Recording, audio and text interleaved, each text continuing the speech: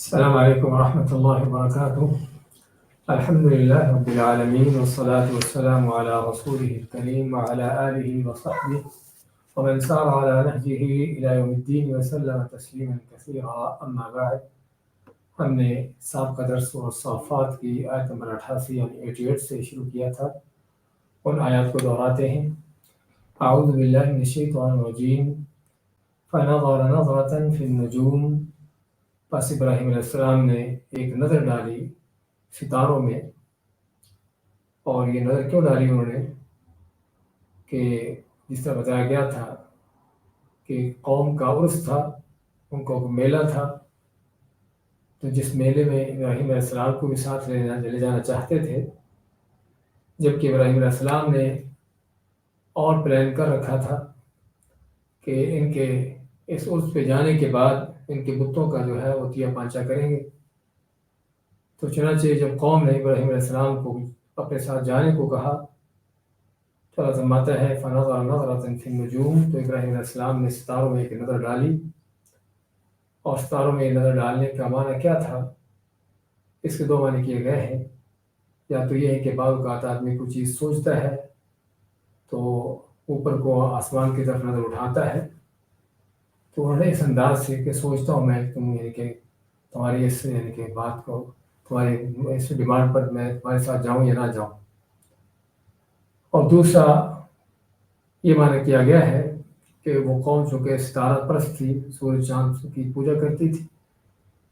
اور سمجھتے تھے کہ ستارے جو ہیں وہ لوگوں کی تقدیروں، ان کے ساتھ پیش آنے والے حادثات سے ان کی تقدیروں کے فیصلے کرتے ہیں، یا ان کی تقدیریں ستاروں سے متعلق ہیں، جیسا کہ آج بھی جاہلوں کا مشرکوں کا انداز ہے. تو انہوں نے قوم کے اسی گمراہ کن باطل کو جو ان کا عقیدہ تھا اسی کو ان کے سر پہ مارا اور اسی کے لیے ان کو حجت بنایا. اور ستاروں پہ نظر ڈال کے کہتے ہیں انی سقیم، کہ میں تو بیمار ہونے والا ہوں،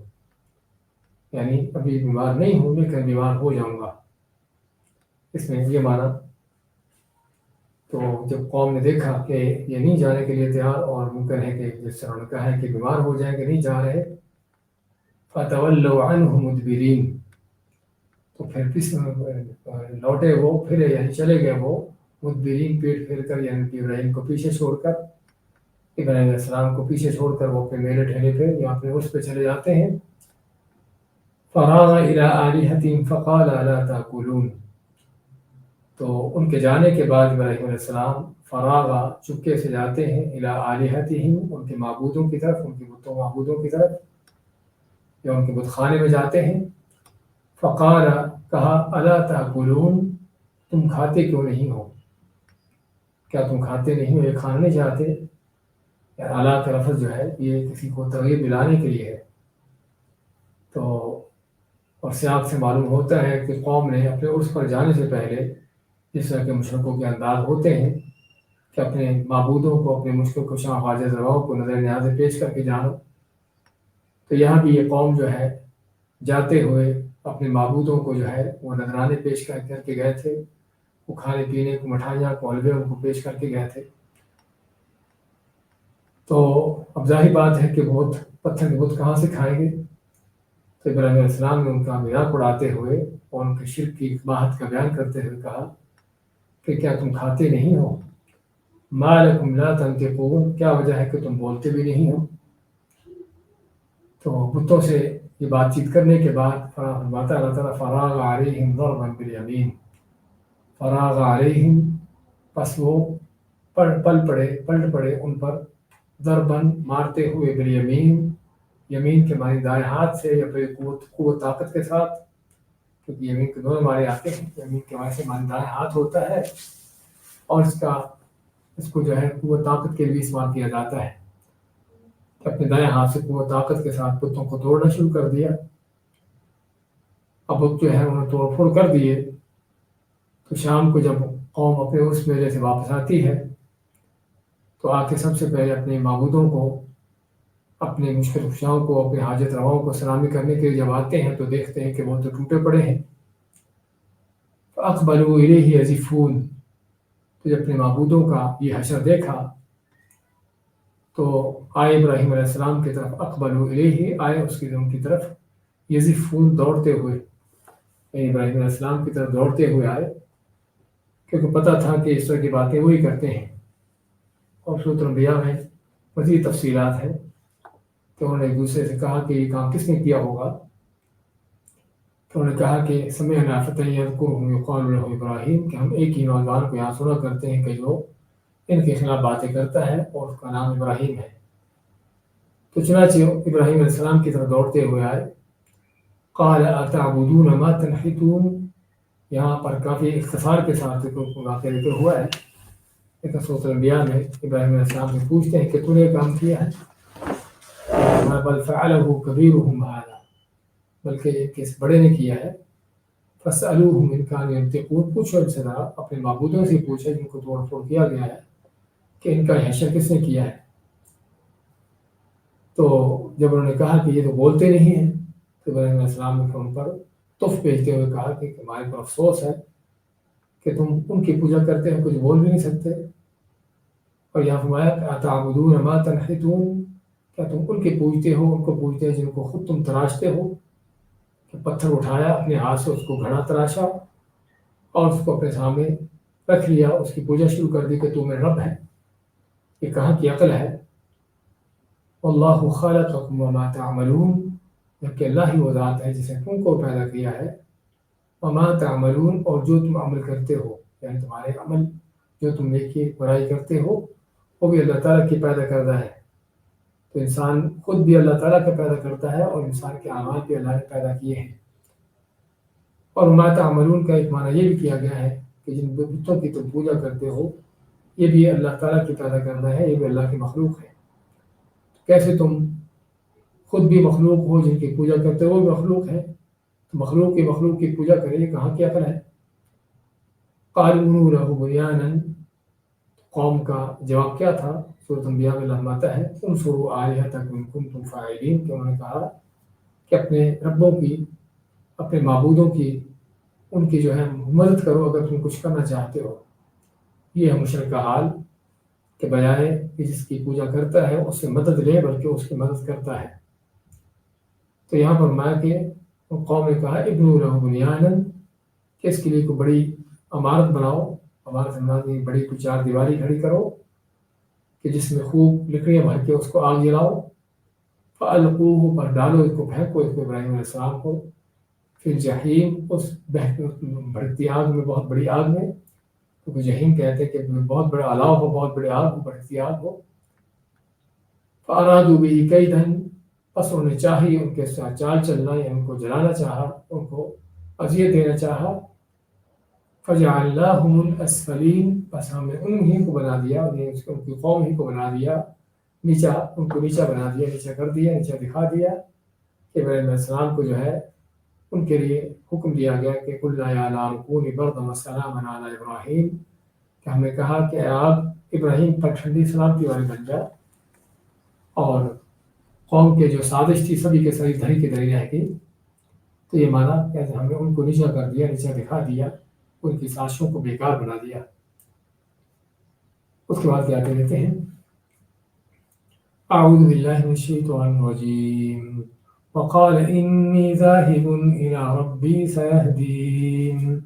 رب هب لي من الصالحین فبشرناه بغلام حلیم فلما بلغ معه السعي قال يا بني إني أرى في المنام أني أذبحك فانظر ماذا ترى قال يا أبت افعل ما تؤمر ستجدني إن شاء الله من الصابرين۔ وقال انی ذاہب الی ربی سیہدین، اور کہا ابراہیم علیہ السلام نے کہ میں جا رہا ہوں اپنے رب کی طرف، سیہدین، وہ یقیناً ضرور رستہ دکھائے گا۔ ربی حب لی من الصالحین، اے رب عطا کر مجھے نیکوں میں سے، حب لی عطا کر مجھے من الصالحین نیکوں میں سے، فبشرناہ بغلام حلیم، پس ہم نے ان کو بشارت خوشخبری دی ایسے بیٹے کی بغلام ایسے لڑکے کی حلیم جو بڑا بردبار ہوگا. فلما بلغ معه السعي فلما پس جب بلغ پہنچے وہ یعنی بچہ ان کا بڑا لڑکا پہنچا معه ان کے ساتھ السعي سعی کے معنی دوڑ دھوپ یعنی بچہ جب دوڑنے اچھلنے کودنے کے قابل ہوتا ہے. قال یا بني تو کہا انہوں نے بیٹا انی ارا فی المنام انی بے شک میں ارا دیکھتا ہوں فی المنام خواب میں یعنی میں خواب میں دیکھتا ہوں. منام کا ویسے نیند کا معنی ہوتا ہے نیند میں دیکھتا ہوں یعنی خواب میں دیکھا ہے انی اذبحک کہ میں تمہیں ذبح کر رہا ہوں. فانظر ماذا ترى فانظر پس تم دیکھو ماذا ترى کہ تمہارا کیا خیال ہے. ترى رویا قلبیہ ہے بصریہ نہیں ہے. اور پہلا بھی فانظر کے معنی کہ دیکھو دیکھنے سے مراد آنکھوں سے دیکھنا نہیں بلکہ سوچ فکر کرنا کہ دیکھو تمہارا کیا خیال ہے. قال کہا اسماعیل علیہ السلام نے یا ابت افعل ما تؤمر اے بجان افعل کر ڈالو ما تؤمر جس کا آپ کو حکم دیا گیا ہے. ستجدنی انشاء اللہ من الصابرین یقیناً تم پاؤ گے مجھے ضرور انشاءاللہ اللہ نے چاہا تو من الصابرین صبر کرنے والوں میں سے. سورۃ الصافات کی آیت 99 سے 102 تک کی تلاوت اور ترجمہ پیش کیا گیا ہے. فرماتا اللہ تعالیٰ وقال انی ذاہب الی ربی سیہدین کہ ابراہیم علیہ السلام نے کہا کہ میں جا رہا ہوں اپنے رب کی طرف سیہدین کہ جو مجھے ضرور رستہ دکھائے گا. انہوں نے کب کہا اور کیوں کہا؟ انہوں نے اس وقت کہا کہ جب قوم نے ان کو آگ میں ڈالا اور اللہ تعالیٰ نے آگ کو ان کے لیے ٹھنڈی اور سلامتی والی بنا دیا اور ابراہیم علیہ السلام اس آگ سے غیر و سلامتی سے نکل آتے ہیں. اور یہ حقیقت میں بہت بڑا معجزہ تھا کہ جو کسی بھی عقل مند کے لیے کافی تھا ابراہیم علیہ السلام کو سمجھنے کے لیے کہ ابراہیم علیہ السلام اللہ کے سچے نبی ہیں یا جھوٹے ہیں ان کی حقیقت کیا ہے. لیکن جب اپنوں پر جو ہے وہ تعصب کے پردے چڑھے ہوتے ہیں اور دل دماغ جو ہے اس کو بند کیا ہوتا ہے ہر طرح کی سمجھ سوچ سے ہدایت سے تو پھر ایسے لوگوں کو اتنی بڑی بڑی باتیں اتنے بڑے معجزات دیکھ کر بھی کوئی ہدایت حاصل نہیں ہوتی. تو چنانچہ اتنا بڑا معجزہ دیکھنے کے بعد بھی قوم اپنے کفر شرک پر مصر رہی اور ابراہیم علیہ السلام کی مخالفت پر تلی رہی اور سوائے لوط علیہ السلام کے ان پر کوئی بھی ایمان نہ لایا. جیسا کہ سورۃ العنکبوت میں اللہ تعالیٰ فرماتا ہے فآمن له لوط کہ ان کے اوپر ایمان لائے لوط علیہ السلام. تو ابراہیم علیہ السلام جب قوم کی ہردرمی دیکھی اور ان کی کفر کے اس انتہا کو دیکھا اور اتنا بڑا معجزہ دیکھنے کے بعد جب باوجود بھی قوم کا یہ انداز دیکھا اب جو ہے ابراہیم علیہ السلام واقع ہی اس قوم کے اپنی قوم کے ایمان سے مایوس ہو گئے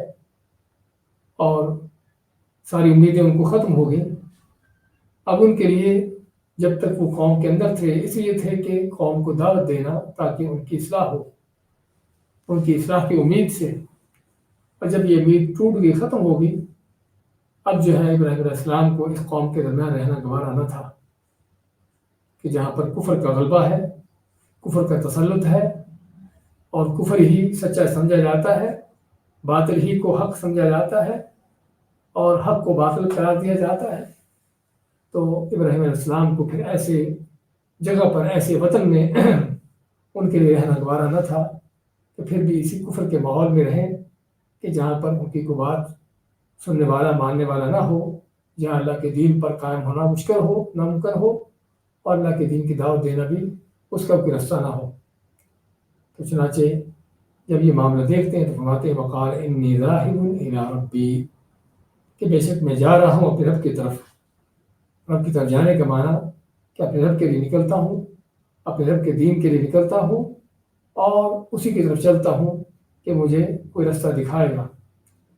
اور جمعے کے اندر انی ذاہب الی ربی ہجرت کا بیان ہے کہ آدمی اگر ایسے ماحول معاشرے میں ہو کہ جہاں کفر کا تسلط ہو اور کفر کا غلبہ ہو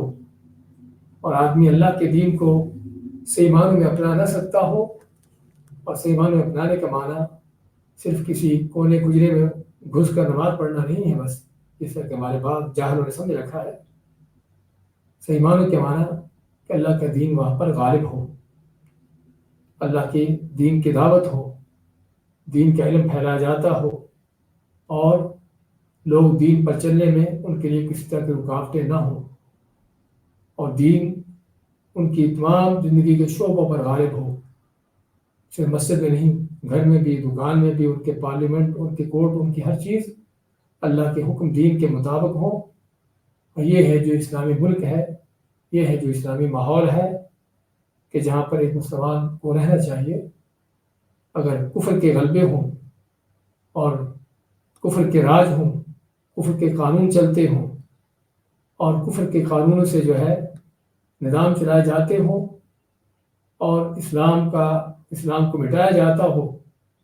اور اسلام کا نام لینا مشکل ہو، اور اللہ تعالیٰ کے دین، اللہ کی عبادات ان کا ادا کرنا مشکل ہو، تو اللہ کے قانون کی نفاذ جو ہے اس کے لیے کوئی رستہ نہ ہو، تو پھر یہ جو ہے بلاد کفر ہے، چاہے اس کو کوئی بھی اپنا نام دے لے ہو، اور کسی مسلمان کے لیے جائز نہیں پھر اس طرح کے علاقوں میں رہنا اگر اس کے پاس کوئی ہجرت کا راستہ ملتا ہو۔ اس طرح کہ مکہ کا ماحول تھا ہجرت سے پہلے، رسول اللہ صلی اللہ علیہ وسلم کے فتح مکہ سے پہلے کفر کا جو ماحول تھا کہ جس سے آپ نے اور آپ کے صحابہ نے مکہ سے ہجرت کی اپنے دین کو بچانے کے لیے، اور اس سے پتہ چلتا ہے کہ مسلمان کے ہاں اس کا سب سے قیمتی سرمایہ جو ہے وہ اس کا دین ہے، اس کا ایمان ہے، کہ جس اپنے دین و ایمان کو بچانے کے لیے اپنے وطن کو، اپنے گھر کو، اپنے کاروبار کو، اپنے خاندان کو، اپنی ہر چیز کو قربان کرنے کے لیے تیار ہوتا ہے۔ اب یہاں پر بھی ابراہیم علیہ السلام اس عراق کے اسی جگہ پر پیدا ہوئے تھے، یہیں پر پلے بڑے تھے، یہیں پر ان کی زندگی گزری تھی ساری کی ساری، لیکن جب دیکھا کہ یہ جگہ سوائے کفر کے یہاں پر اور کچھ نہیں ہے، اور ان کا تعصب اور ہردرمی دیکھی، تو اب ان کے لیے مزید اس کفر کے ماحول میں رہنا گوارا نہ تھا۔ اور یہ ہے کسی کے ایمان کی دلیل۔ آج بھی حقیقت میں ایمان کا بڑا امتحان ہوتا ہے کہ جب ایک آدمی کسی مسلمان ملک کو چھوڑ کر کافر کے ملک میں جا کے دوڑے لگاتا ہے اور وہاں پر جا کے رہنے کی کوشش کرتا ہے، تو اس سے معلوم ہوتا ہے کہ یہ ایمان کے کون سے درجے کا آدمی ہے، یہ کس ایمان کا دعوے دار ہے۔ تو مسلمان تو وہ ہوتے ہیں کہ جو کفر کے ماحول کو چھوڑ کر مسلمانوں کے ماحول میں آتے ہیں، اسلامی ماحول میں آ کے رہنا چاہتے ہیں، اس پہ رہتے ہیں تاکہ اللہ کے دین پر سے ایمان و عمل پیرا ہو سکے۔ لیکن آج کے بہت سے اسلام کے دعوے داروں کا حال جو دیکھنے میں آ رہا ہے کہ جہاں پر کسی نہ کسی حد تک کوئی اسلام کی باتیں ہیں، کوئی اسلام ہے،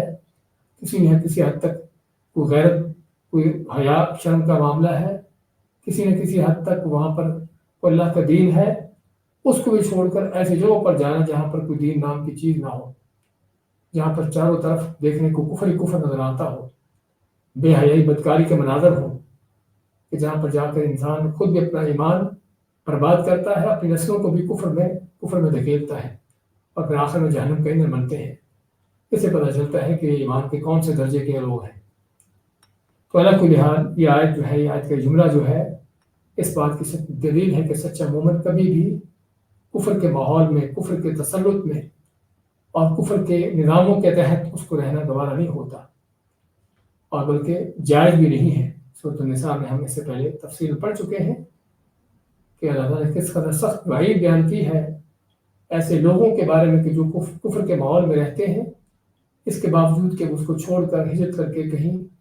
ایسی جگہ جا سکتے ہو کہ جہاں پر اللہ کے دین غالب ہو، دین کا غلبہ ہو، دین کا ماحول ہو۔ ماتے وقال انی ذاہب الی ربی، اور بے شک میں جا رہا ہوں اپنے رب کی طرف، اپنے رب کی طرف ہجرت کر رہا ہوں۔ اور اس وقت فرماتے ہیں ربی سیہدین، اور ساتھ ہی فرماتے ہیں کہ میرا رب مجھے ضرور کوئی نہ کوئی راستہ دکھائے گا۔ ابھی ابراہیم علیہ السلام عراق سے نکلتے، اپنے گھر سے نکلتے، ان کے سامنے کوئی خاص ہدف نہیں تھا، کوئی خاص ان کے سامنے کوئی جگہ نہیں تھی کہ جہاں پر جا کر وہ پناہ لیں، جہاں جا کر رہیں۔ لیکن اللہ کے بندے جب اللہ پر توکل کر کے اللہ کے لیے، اللہ کی راہ میں، اللہ کے دین کی خاطر نکل پڑتے ہیں، تو پھر اللہ تعالیٰ نے بڑے وعدے کیے ہیں جو سورۃ النساء میں ہم پڑھ چکے ہیں ومن يخرج من بيته مهاجرا الى الله ورسوله ثم يدركه الموت،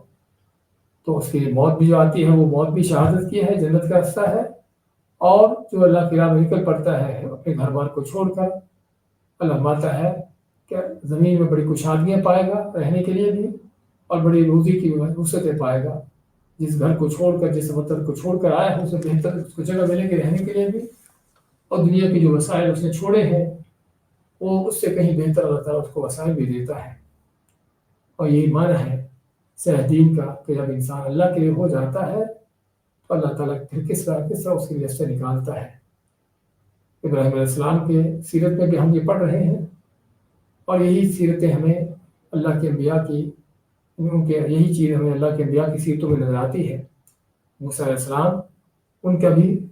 کہنا انما یا ربی سیہدین، جب قوم نے کہا کہ موسیٰ ہم تو پکڑے گئے، مارے گئے، پیچھے فرعون، آگے آگے سمندر ہے، تو اللہ کے اس نیک بندے موسیٰ علیہ السلام کا اللہ پر کیا یقین ہے؟ کل ہرگز نہیں. تو کہتے پکڑے گئے، نہیں پکڑے جاتے. انما یا ربی سیہدین، میرے ساتھ تو رب ہے جو یہاں بھی راستہ دکھائے گا. اور پھر انہوں نے راستے دکھائے کہ سمندر کو کیسے پہاڑوں کی طرح کھڑا کر کے خشک راستے نکال دیے. اسی طرح ان کا جب مدین سے بھاگنا تھا، مدین کی طرف بھاگنا تھا مصر سے نکل کر، اس وقت بھی ان کا کہنا آسان ربی ان یہدینی سواء السبیل، کہ مجھے امید ہے کہ رب مجھے جو ہے کسی صحیح راستے کی طرف چلا دے گا. تو اللہ کو لحاظ یہ ہے اللہ کے نیک بندوں کا حال ہر زمانے میں، اور نبی کریم صلی اللہ علیہ وسلم بھی اسی طرح سے، اور آپ کے صحابہ بھی اسی طرح سے. حبشہ کی طرف ہجرتیں ہو رہی ہیں، مدینہ کی طرف ہجرتیں ہو رہی ہیں، اپنے وطن کو، اپنے گھروں کو، اپنے کاروباروں کو، اپنے خاندانوں کو چھوڑا جا رہا ہے. کس کی خاطر؟ اللہ کے دین کی خاطر. یہ ہے بھائیوں، یہ ہے اسلام، یہ ہے ایمان. اسے سب سمجھنے کی ضرورت ہے کہ اللہ کے دین کی خاطر ہر چیز قربان اگر ہو جائے تو تب بھی مسلمان کے لیے اس کو پرواہ نہیں ہوتی. فرماتے ہیں کہ میں اپنے رب کی طرف نکل رہا ہوں جو مجھے ضرور راستہ دکھائے گا. اور میں نے پھر راستہ ان کو ایسا دکھایا کہ ان کو مقدس سرزمین پر جا بسایا، اور نہ کہ ان کو بسایا وہاں پر، بلکہ ان کو عزت و وقار دیا، اور بلکہ آنے والے اوقات میں ان کو حکومتیں بھی، سلطنتیں بھی ان کے نسلوں کو عطا کی. تو یہ ہے اللہ تعالیٰ کے وعدے کہ جو پورے ہوتے ہیں. احفظ اللہ یحفظک، نبی کریم فرماتے ہیں کہ تم اللہ کے حکموں کی تم حفاظت کرو، اللہ تیری حفاظت کرے گا. اللہ کے حکموں پر تم توجہ دو، اللہ تیرے کے اوپر توجہ دے گا اور تیرے معاملات کی حفاظت کرے گا. تو چنانچہ جو اللہ کی خاطر نکل پڑتا ہے، اللہ تعالیٰ کبھی اس کو ضائع نہیں کرتا، اللہ ضرور اس کی رہنمائی کرتا ہے. تو اور اس وقت جب نکلے ہیں عراق سے، تو ان کے ساتھ سوائے ان کی بیوی سارہ اور ان کے بھتیجے لوط علیہ السلام جو بعد میں نبی بنتے ہیں، سوائے ان کے اور ان کے ساتھ کوئی نہ تھا. تو اب گھر بار چھوڑتے ہیں، وطن چھوڑتے ہیں، خاندان سے دور ہوتے ہیں. اب اس غریب الوطنی میں ان کو ضرورت تھی کوئی سہارے کی، کوئی دل بہلانے کی. تو فرماتے ہیں ربی ہب لی من الصالحین، اے رب میرے عطا کر مجھے نیکوں میں سے. یعنی اولاد کی تمنا کرتے ہیں کیونکہ ابھی تک وہ بے اولاد تھے، تو اولاد کے لیے دعا کرتے ہیں. لیکن اولاد کیسی؟ آج بڑی معنی خیز ہے، اور یہ دعا بڑی معنی خیز ہے جس سے سمجھنے کی ضرورت ہے کہ ہمارے یہاں دعائیں ہوتی ہیں کہ اللہ تعالیٰ اولاد دے دے، بس وہ اولاد سے آگے چل کر اسی آدمی کی بربادی کا، بلکہ اس کے پورے خاندان کی تباہی کا ذریعہ بن جائے. اس لیے اللہ کے بندے جب اولاد کی دعا کرتے ہیں تو صرف خالی اولاد نہیں، بلکہ حب لی من الصالحین، مجھے عطا کر نیکوں میں سے، کہ بیٹا عطا کر، لیکن ایسا بیٹا جو نیک ہو، صالحین میں سے ہو. ایسی ہی دعا اللہ تعالیٰ کے اور انبیاء کے بارے میں ملتی ہے. زکریا علیہ السلام کی دعا اللہ نے ذکر کی ہے، کہتے ہیں رب ہب لی من لدنک ذریۃ طیبہ، اللہ مجھے اپنے پاس سے پاکیزہ اولاد عطا کر. صرف اولاد نہیں بلکہ وہ پاکیزہ ہو، یہاں پر اولاد نہیں بلکہ صالحین میں سے ہو. تو یہ سب سے اہم بنیادی نقطہ ہے جو اولاد کے طلب کرنے میں سامنے ہو. ورنہ سورۃ کہف میں اللہ نے بیٹے ہی کا ذکر کیا ہے کہ جو بیٹا آگے چل کر ماں باپ کے کفر کا، ان کی بربادی کا ذریعہ بننے والا تھا، تو اللہ تعالیٰ نے خضر علیہ السلام کو حکم دیا کہ اس کو قتل کر دے تاکہ ماں باپ اس کے شر سے بچ سکے. اس لیے اولاد کی تمنا ہونی چاہیے، اولاد کی دعائیں، اولاد کے لیے دعائیں ہونی چاہیے، لیکن ایسی اولاد جو کہ نیک ہو، انسان کی زندگی میں بھی اس کے لیے کہ رحمت کا ذریعہ ہو اور اس کے مرنے کے بعد بھی اس کی راہ نجات ہو۔ اور دوسری چیز ہمیں صالحین کے اس لفظ سے پتہ چلا کہ صالح بندے کا، کسی بندے کا صالح نیک ہونا یہ اس کے سب سے اعلیٰ اونچے مقامات میں سے ہے۔ جس طرح کسی کا مومن ہونا اس کے اونچے مقامات میں سے ہے، ایسے اس کا صالح نیک ہونا بھی اس کے اونچے مقامات میں سے ہے۔ اور اسی لیے اللہ تعالیٰ کے انبیاء کی ایک کثرت سے ہم کو دعائیں ملتی ہیں۔ یوسف علیہ السلام کی دعا توفنی مسلما والحقنی بالصالحین، سلیمان علیہ السلام کی دعا وادخلنی برحمتک فی عبادک الصالحین، اس طرح کی دعائیں کہ جس میں نیک ہونے کا، نیکوں میں شریک ہونے کی دعائیں ہیں۔ مات اللہ تعالیٰ فبشرناہ بغلام حلیم، پس ہم نے ان کو بشارت خوشخبری دی ایسے لڑکے کی، غلام لڑکا حلیم بردبار،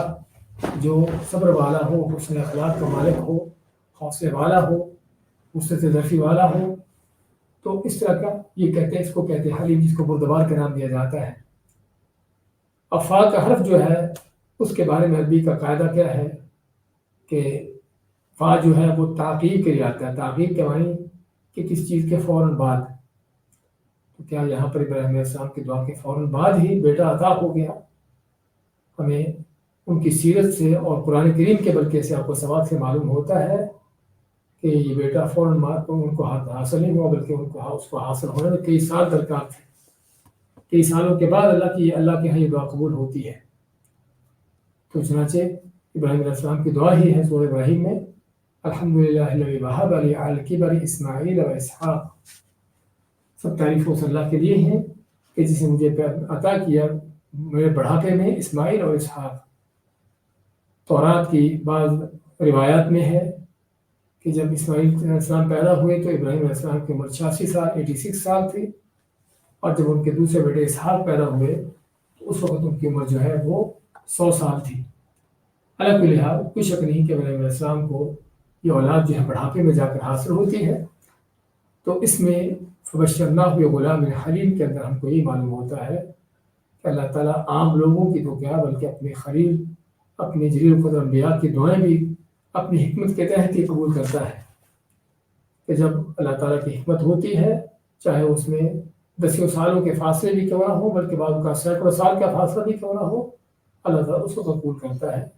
یہی ابراہیم علیہ السلام ان کے بیٹے دعا کرتے ہیں مکہ کو بیت اللہ بنانے کے بعد مکہ کو آباد کرنے کے لیے کسی نبی کو بھیجنے کے۔ تو اللہ نے نبی تو بھیجا، لیکن کب بھیجا؟ ابراہیم علیہ السلام کے ہزاروں سال بعد رسول کریم صلی اللہ علیہ وسلم کو۔ ایسے ایک بہت بڑا سبق حاصل ہوتا ہے کہ بعض اوقات ہم جو جلد بازی کرتے ہیں تو دعا کی قبولیت کے بارے میں، کہ دعائیں تو بڑی کرتے ہیں لیکن قبول نہیں ہوتی، اور پھر اللہ تعالیٰ پر طرح طرح کے اعتراضات بھی، اللہ کے ساتھ گستاخی کے انداز بھی۔ تو یہاں پر پتہ چلتا ہے کہ دعا ضروری نہیں کہ اللہ فوری قبول کر لے، اللہ تعالیٰ کو پتہ ہے کہ اس کی قبولیت کی کیا حکمت ہے اور کب اس کے لیے مفید ہے۔ اس لیے انسان کو چاہیے کہ اپنے معاملات اللہ پر چھوڑے۔ تمہارا کہ ہم نے فبشرناہ بغلام حلیم، ہم نے ان کو بشارت خوشخبری دی بغلام، ایسے لڑکے کی حلیم جو بردبار ہو۔ اور بردبار لڑکے کی خوشخبری اس لیے دی کیونکہ آگے اللہ نے کام ان سے ایسے لینے تھے کہ جن کے لیے واقعی بردباری کی، صبر کی، تحمل کی، حوصلے کی ضرورت تھی۔ اور انہی کاموں میں سے ابراہیم علیہ السلام کو جب حکم دیا گیا کہ حاجر ان کے بیٹے اسماعیل کو جو ہے مکہ کی بیا وادی میں چھوڑ کر آ جاؤ، کہ جہاں پر لوگ کو بندہ ہے، بشر ہے، کوئی انسان ہے، کوئی چیز نہیں، تو اس زندگی کے کوئی وسائل بھی نہیں۔ تو وہاں پر اسماعیل علیہ السلام چھوٹے بچے اور ان کی والدہ اکیلے، اور اللہ نے ان کے لیے زمزم کا وہاں پر پانی کا چشمہ چلایا اور جرہم نامی قبیلے کو لا کے وہاں پر بسایا تاکہ ان کے آس پاس کے رہنے والے لوگ ہوں۔ کہنے کا مقصد یہ اللہ تعالیٰ کی حفاظت اپنے بندوں کے لیے، ایک اس سے پہلے بذات خود ان کے ابراہیم علیہ السلام کا اپنی بیوی حاجر کو اور اسماعیل کو وہاں چھوڑ کر آنا ہی حقیقت میں ایک بہت بڑی آزمائش اور امتحان تھا، کہ جس میں اسماعیل علیہ السلام بھی ذاتی بات شامل ہے۔ تو اس لیے فرمایا کہ ہم نے ان کو بشارت خوشخبری دی ایسے بیٹے کی، ایسے لڑکے کی جو بردبار ہوگا۔ فلما بلغ معه السعي قال يا بني إني أرى في المنام أني أذبحك فانظر ماذا ترى۔ وہاں کہ جب وہ بلغ معہ السعی ان کا بچہ، ان کا بیٹا جو ہے پہنچا ان کے ساتھ دوڑ دھوپ میں، یعنی بچہ 5-7 سال کا جب ہو جاتا ہے دوڑنا شروع کر دیتا ہے، ماں اپنے باپ کے ساتھ چلتا ہے، تو جب بچہ جو ہے ان کا بیٹا اسماعیل باپ کے ساتھ جو ہے وہ دوڑ دھوپ کرنے کے قابل ہوا اور اس عمر کو پہنچا، یعنی یہ سمجھایا کہ 5-7 سال کی 10 سال کی عمر جو ہوتی ہے، قال یا بنی انی اری فی المنام، ابراہیم علیہ السلام آتے ہیں اپنے بیٹے کو اسماعیل کو کہ میرے بیٹا انی اری فی المنام، کہ میں نے خواب دیکھا ہے، انی اذبحک، کہ میں تمہیں ذبح کر رہا ہوں، میں نے خواب میں یہ دیکھا ہے کہ تم کو ذبح کر رہا ہوں، فانظر ماذا تری، بس تم بتاؤ کہ تمہارا کیا خیال ہے، یا تم کیا دیکھتے ہو، تمہارا کیا خیال ہے، یعنی اس خواب کے بارے میں جو میں نے دیکھا ہے تم کیا کہتے ہو۔ تو اسماعیل ابراہیم علیہ السلام کا اپنے بیٹے اسماعیل سے یہ پوچھنے کا مقصد یہ نہیں تھا کہ اگر بیٹا مانتا ہے تو ان کو ذبح کرو، اس کو ذبح کرو، اگر نہیں مانتا تو پھر چھوڑ دو، بلکہ ان کا یہ ان سے بیٹے سے پوچھنے کا مقصد جو تھا وہ یہ تھا کہ تاکہ ان کو بھی اپنی نیکی میں شریک کریں، اور یہ ہے اولاد کی تربیت کا اہم طریقہ سب کہ نہ کہ صرف اولاد کو نیکی کا کہنا، بلکہ اس نیکی کے اندر ان کو ساتھ شریک کرنا، کہ نماز ہے کچھ بھی ہے تو اولاد کو ان چیزوں کی تربیت دیتے ہوئے باقاعدہ ان سے نماز پڑھ رہا ہے، خام آدمی نماز پڑھتا ہے، اور اس لیے سنت یہ ہے کہ آدمی فردوں کے علاوہ نوافل سنتے جو ہے گھر میں پڑھے تاکہ بچوں کی تربیت ہو اور بچوں کی اس پر تربیت کرے، اور اسی طرح ہر چیز پر، اخلاق و کردار پر، شجاعت بہادری پر، ان چیزوں پر اولاد کی تربیت ہو، اور تربیت کرنے کے لیے خود اپنے آپ کو نمونہ پیش کرے اور ان کو اپنے ساتھ شریک کرے۔ ابراہیم علیہ السلام کا اپنے بیٹے سے اس سوال کرنے کا مقصد صرف اس کی رائے لینا نہیں تھا کہ دیکھیے کہ وہ اس بات کو مانتا ہی نہیں مانتا، بلکہ جس طرح کے بعد فصیح نے بہت اچھا معنی کیا ہے کہ اس کا مطلب جو تھا ان کو اپنی نیکی میں شریک کرنا تھا تاکہ اس کی بھی تربیت ہو اس نیکی کے اندر۔ میں نے سنا ہے کہ فلما بلغ معه السعي، جب ان کا بیٹا ان کے ساتھ دوڑ دھوپ کے لائق ہوا، قال یا بنی، تو فرماتے ابراہیم علیہ السلام انی اری فی المنام انی اذبحک، کہ میں دیکھتا ہوں خواب میں کہ میں نے تم کو ذبح کیا ہے، اور یہ اللہ تعالیٰ کی طرف سے ابراہیم علیہ السلام کو ان امتحانوں میں سے امتحان تھا، اس کے بارے میں آزماتا ہے وَإِذِ ابْتَلَىٰ إِبْرَاهِيمَ رَبُّهُ بِكَلِمَاتٍ فَأَتَمَّهُنَّ، جب تیرے رب نے ابراہیم علیہ السلام کو کئی باتوں سے آزمایا تو ابراہیم علیہ السلام نے ان کو پورا کر دکھایا، تو یہ بھی انہی باتوں میں سے، انہی آزمائشوں میں سے ایک بڑی آزمائش تھی کہ بڑھاپے میں دعائیں کر کر کے اللہ نے بیٹا دیا تھا، اور اب اس بیٹے کو اللہ حکم دیتا ہے، خواب دکھاتا ہے کہ اس کو ذبح کر دو، اور بیٹے سے ابراہیم علیہ السلام پوچھتے ہیں فانظر ماذا تری، بس تم دیکھو تمہارا کیا خیال ہے، قال یا ابت افعل ما تؤمر، تو اسماعیل علیہ السلام نے آگے سے کوئی لہت و لان نہیں کی، آگے سے کوئی فلسفے نہیں جھاڑے کہ یہ تو بجا، یہ تو خواب ہے، خواب تو آتے رہتے اس طرح کہ یہ کون سی بڑی بات ہے، تو نہ تو باپ کو کوئی الٹی سیدھی باتیں کی اور نہ ہی اس خواب کے بارے میں کوئی فلسفے جھاڑے، بلکہ وہ بات کی جو ایک مومن بندے کے اس کے لائق ہوتی ہے۔ تو فرماتے ہیں یا ابت افعل، یا ابتی، اے اباجان، افعل ما تؤمر، کہ کر ڈالو جس کا آپ کو حکم دیا گیا ہے۔ اب اللہ نے کیا حکم دیا تھا ابراہیم علیہ السلام کو بیٹا ذبح کرنے کا؟ اللہ نے تو خواب دکھایا تھا، اور یہاں سے معلوم ہوا کہ اہل سنت کا جو عقیدہ ہے صحابہ تابعین کا کہ انبیاء کے خواب بھی وہی ہوتے ہیں، اور صرف انبیاء کے خواب، انبیاء کے نبیوں کے علاوہ دوسروں کے نہیں۔ اللہ کا کوئی کتنا بھی نیک بندہ ہو، اس کے خواب کی شرعی لحاظ سے کوئی حیثیت نہیں ہوتی، شریعت کے احکام میں کوئی رد و بدل اس خواب سے نہیں ہو سکتی، اور نہ ہی کسی حلال کو حرام اور نہ حرام کو حلال، اور نہ کسی کو ذبح کرنے کا، قتل کرنے کا بھی اگر کوئی دیکھتا ہے حکم دیا جاتا ہے تب بھی وہ نہیں کرے گا، لیکن اللہ کے انبیاء کے خواب بھی وہی ہوتے ہیں۔ اللہ آپ کو جو خوابوں میں دکھاتا ہے وہ اسی لیے دکھاتا ہے کہ اللہ تعالیٰ اس کا حکم دے رہا ہوتا ہے، اور اس لیے نبی کریم صلی اللہ علیہ وسلم نے آپ کی سیرت ہم بھی اس طرح کی چیزیں دیکھتے ہیں، حتیٰ کہ وہ اذان جو 5 اوقات میں نمازوں کے لیے کہی جاتی ہے، یہ اذان بھی خواب سے ثابت ہوتی ہے، لیکن وہ خواب کہ جو نبی کریم صلی اللہ علیہ وسلم کو سنایا گیا، آپ نے اس کی تصدیق کی، اور نہ کہ صرف تصدیق کی بلکہ اس کو نافذ کیا۔ اور اسے معلوم ہوا کہ نبی کا خواب ذات خود کا ہو وہ بھی وہی ہے، اور اگر ایسا خواب جو نبی کے سامنے پیش کیا گیا ہو اور صحیح سن سے ثابت ہو تو وہ بھی وہی ہے، اس کو بھی نافذ کیا جاتا ہے۔ لیکن اور خواب جو ہیں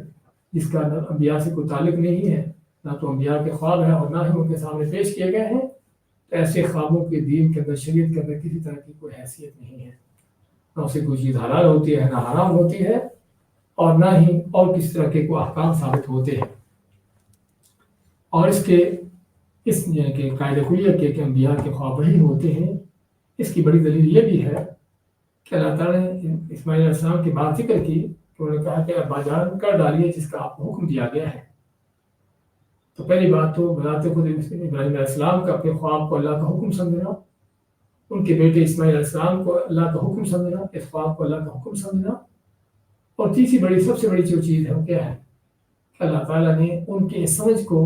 ان کے اس خیال کی تردید نہیں کی بلکہ اس کو ثابت کیا، اس کو برقرار رکھا۔ اگر ابراہیم علیہ السلام کے ذہن میں تھا کہ میرا خواب اللہ کا حکم ہے اور ایسا نہیں تھا تو اللہ تعالیٰ لازم اس کی تردید کرتا کہ اس کو تم حکم سمجھے ہو، یہ حکم نہیں ہے۔ اسماعیل علیہ السلام نے جو کہا تھا کہ ابا جان جس کا آپ کو حکم دیا گیا ہے، دیکھیے تو عمر جس کا آپ کو حکم دیا گیا ہے وہ کر ڈالیے، تو اللہ تعالیٰ اگر یہ حکم نہ ہوتا، خواب حکم نہ ہوتا تو اللہ تعالیٰ تردید کرتا کہ جس کو تم حکم سمجھتے ہو یہ حکم نہیں ہے۔ لیکن یہ جملہ بھی یا بطیف علامات عمر اس بات کے بعد ایک کھلی دلیل ہے کہ اسماعیل علیہ السلام ابراہیم علیہ السلام کا اس خواب کو اللہ کا حکم سمجھنا اور اللہ تعالیٰ کی طرف سے اس کو حکم برقرار رکھنا۔ تو اس سے معلوم ہوا کہ واقعی انبیاء کے خواب وہی ہوتے ہیں کہ جو اللہ تعالیٰ کی طرف سے حکم ہوتا ہے۔ تو فرماتے اسماعیل علیہ السلام کے ابا جان جس کا آپ کو حکم دیا گیا ہے وہ کر ڈالیے، کہ جس میں اسماعیل علیہ السلام کے عظیم، ان کے جذبہ اطاعت کا، ان کی سمجھداری کا پتہ چلتا ہے۔ دو چیزیں، ایک تو ان کے جذبہ اطاعت کہ کس قدر جذبہ ہے اطاعت کا، پتہ ہے کہ باپ کہ ذبح ہونے کا معنی کیا ہے، میں تم کو ذبح کر رہا ہوں، پتہ ہے کہ ذبح ہونے کا معنی کیا ہے، گردن پر چھری چلے گی، گردن کٹے گی، زندگی ختم ہوگی، تکلیف ہوگی اور معاملہ ختم ہو جائے گا۔ تو اسماعیل علیہ السلام جانتے تھے کہ اس کا معنی کیا ہے، لیکن اللہ کا حکم اس کے لیے، اس کے سامنے ان کے پاس کوئی تعویلیں نہیں ہیں، اللہ کے حکم کے سامنے ان کے پاس کوئی ہل و ہلتے نہیں ہیں۔ تو یہ اطاعت اللہ تعالیٰ کی اور اپنے اللہ کے انبیاء کی، نبی کی سچی اطاعت کا جذبہ، اور دوسرا جو ان کا کہنا ہے یا باطف علامات عمر، اس میں بھی ان کے عظیم علم کا اندازہ ہوتا ہے، ان کی بہت بڑی سمجھداری کا اندازہ ہوتا ہے۔ اگرچہ بچہ ہے ابھی اور ممکن ہے کہ سن تمیز کو بھی نہ پہنچا ہو یا پہنچ بھی گیا ہو، لیکن پھر بھی اس کے باوجود ان کا اللہ تعالیٰ کے اس خواب کو جو دکھائے ابراہیم علیہ السلام کو، اس کو اللہ کا حکم سمجھنا کس بات کی دلیل ہے کہ ان کی کیا سمجھداری تھی۔ اور اسی طرح اللہ تعالیٰ اپنے بندوں کی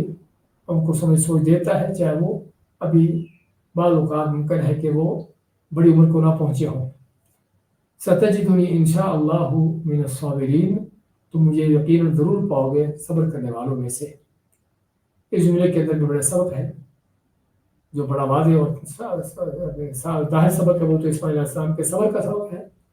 کہ کس قدر وہ عظیم صبر کرنے والے تھے، کہ جن کے بارے میں اللہ نے پہلے بتا دیا کہ وہ حلیم ہیں، تو ان کے حلیم ہونے کا ہی نتیجہ تھا کہ وہ صبر کرنے والے تھے۔ اور دوسری بڑی جو چیز اس میں کہ ان کا اللہ کے ساتھ کیا حسن ادب ہے، کہ یہ نہیں کہا کہ میں بڑا صبر کرنے والا ہوں، میں یہ کر دوں گا، میں وہ کر دوں گا، جس طرح کے بعد جاہلوں کا انداز ہوتا ہے، بلکہ اپنے صبر کو بھی اللہ کی طرف منسوب کیا، اللہ پر چھوڑا کہ اگر اللہ نے چاہا تو، یعنی یہ صبر میرے اختیار میں نہیں ہے، اللہ تعالیٰ کی توفیق سے ہے، اللہ تعالیٰ توفیق دے گا تو کروں گا۔ اور یہ اللہ کے نیک بندوں کا حال ہوتا ہے کہ اللہ نے جو بھی ان کو کوئی کام، ان کو جو چیزیں دی ہوتی ہیں، اپنی طرف ان کو منسوخ نہیں کرتے بلکہ اللہ ہی کی طرف ان کو منسوخ کرتے ہیں، اور جو بھی اللہ کے حکم کی اطاعت کرتے ہیں، عبادت کرتے ہیں، اس کو اپنے کارنامے انجام نہیں دیتے بلکہ اس کو بھی اللہ ہی کی توفیق قرار دیتے ہیں۔ اور یہ وجہ ہے کہ جب حی علی الصلاۃ کہا جاتا ہے تو مؤذن کا جواب دیتے ہوئے لا حول ولا قوت الا باللہ کہنا چاہیے کہ اللہ تو نے نماز کے لیے تو بلایا ہے، لیکن اس نماز کے لیے توفیق ملنا، اس کے لیے قوت طاقت حاصل ہونا، مسجد کو جانے کی ساری یہ وسائل مہیا ہونا تیری توفیق سے ہے، تیری قوت سے ہے۔ تو یہ ہے ایک مومن بندے کا حال کہ اس کو اپنے اوپر گھمنڈ نہیں ہوتا، اپنے اوپر اس کو جو ہے کوئی بے جا اعتماد اور یہ چیز نہیں ہوتی، بلکہ اس کا سارا اعتماد اللہ کی ذات پر ہوتا ہے کہ اللہ کی توفیق ہوگی تو یہ کر سکوں گا ورنہ نہیں کر سکوں گا۔ اسی مات اسماعیل علیہ السلام ستجدنی انشاءاللہ من الصابرین، یقیناً آپ ضرور پاؤ گے مجھے صبر کرنے والوں میں سے۔ کہ ہے تو کام مشکل، گردن کٹنے کا مسئلہ ہے، جان جانے کا مسئلہ ہے، لیکن اللہ تعالیٰ کی توفیق ہوئی تو اتنے بڑے مشکل کام پر بھی صبر کرنا آسان ہے۔ دوبارہ دیکھیے آج کیا تو وقال انی ذاہب الی ربی سیہدین، کہا ابراہیم علیہ السلام نے کہ میں جا رہا ہوں اپنے رب کی طرف، یعنی کفر کو چھوڑ کر، کفر کے وطن کو چھوڑ کر، سیہدین مجھے ضرور راستہ دکھائے گا، اصل سیہدینی ہے کہ مجھے ضرور راستہ دکھائے گا۔ ربی حب لی من الصالحین، اے رب مجھے عطا کر دے نیکوں میں سے، نیک اولاد میں سے۔ فبشرناہ بغلام حلیم، پس ہم نے ان کو بشارت خوشخبری دی ایسے لڑکے کی جو بڑا بردبار ہوگا۔ فلما بلغ معه السعی، پس جب لڑکا بچہ ان کا پہنچا ان کے ساتھ دوڑ دھوپ میں، قال یا بنیا، تو کہا انہوں نے کہ بیٹا، انی اری فی المنام انی اذبحک، میں تو دیکھتا ہوں خواب میں کہ میں تمہیں ذبح کر رہا ہوں۔ فانظر ماذا تری، پس دیکھو تم بھی کیا سمجھتے ہو، کیا خیال تمہارا۔ قال یا ابت افعل ما تؤمر، کہا ابراہیم اسماعیل علیہ السلام نے ابا جان آپ کو جس چیز کا حکم دیا گیا ہے کر ڈالیے۔ ستجدنی انشاءاللہ من الصابرین، آپ یقیناً ضرور مجھے پاؤ گے صبر کرنے والوں میں سے۔